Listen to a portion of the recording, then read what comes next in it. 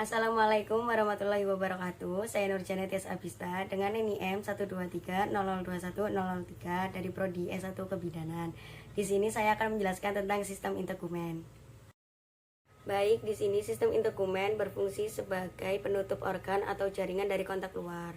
Sistem integumen ini mampu memperbaiki dirinya sendiri apabila tidak terjadi kerusakan yang terlalu parah. Sistem integumen ini terdiri dari beberapa bagian: 1 kulit, 2 kuku, 3 kelenjar, 4 rambut, 5 reseptor syaraf. Fisiologi integumen. Integumen ini memiliki beberapa fungsi. 1. Mencegah keluarnya cairan berlebihan. 2. Mencegah masuknya agen-agen yang ada di lingkungan seperti bakteri, radiasi ultraviolet.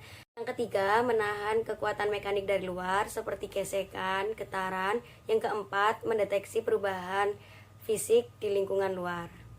Nah, di sini ada kulit. Kulit dibagi menjadi 3. Pertama epidermis, kedua dermis atau kutan, yang ketiga ada hipodermis atau subkutan. Ini adalah gambar dari struktur kulit.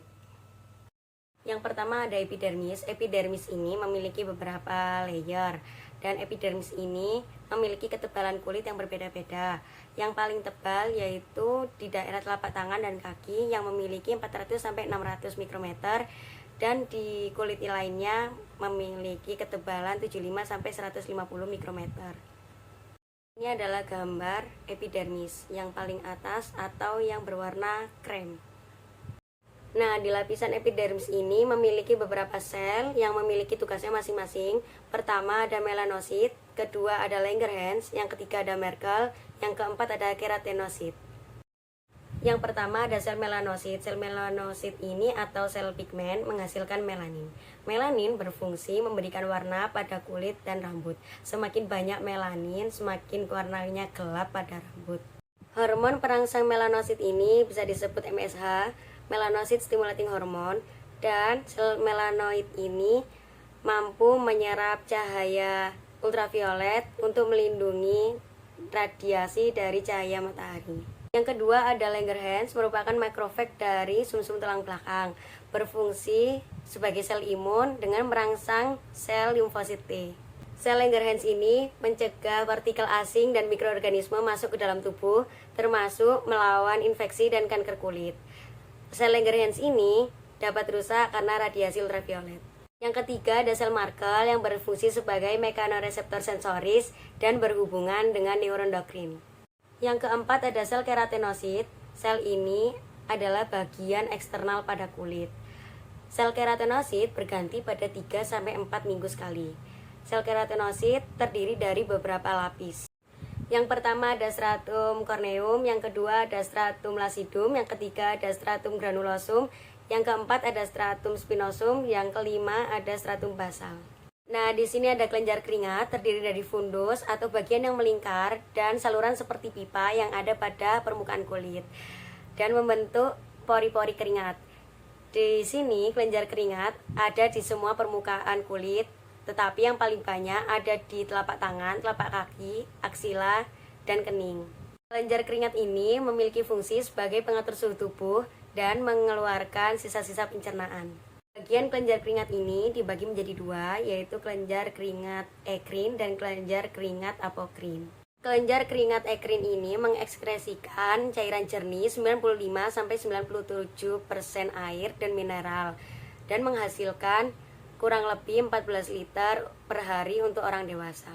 Bentuk kelenjar ekrin ini langsung bergulung dan tidak ada rambutnya. Kelenjar keringat apokrin terdapat pada aksila atau ketiak, pusar, puting, dan kelamin. Kelenjar keringat apokrin ini mudah rusak dan bersifat alkali atau asam. Yang kedua ada dermis atau kutan yang biasa disebut dengan true skin karena 95% membentuk ketebalan kulit. Penyusun utama dari dermis adalah kolagen dan membentuk struktur pada kulit. Bisa dilihat dari gambarnya yang bagian tengah berwarna pink, itu adalah bagian dermis. Komponen yang ada di dermis yaitu pembuluh darah, kelenjar getah bening, kelenjar keringat, kelenjar subasea atau minyak, folikel rambut, reseptor sensoris, kolagen, dan elastin. Bagian dari dermis ada stratum papilaris, ada stratum reticularis, dan sel-sel dermis. Ketiga, ada hipodermis atau subkutan, terdiri dari jaringan ikat longgar berisi sel-sel lemak atau disebut liposit. Hipodermis ini berfungsi sebagai cadangan energi dan memisahkan antara kulit dengan otot dan tulang. Lapisan lemak disebut panniculus adiposus.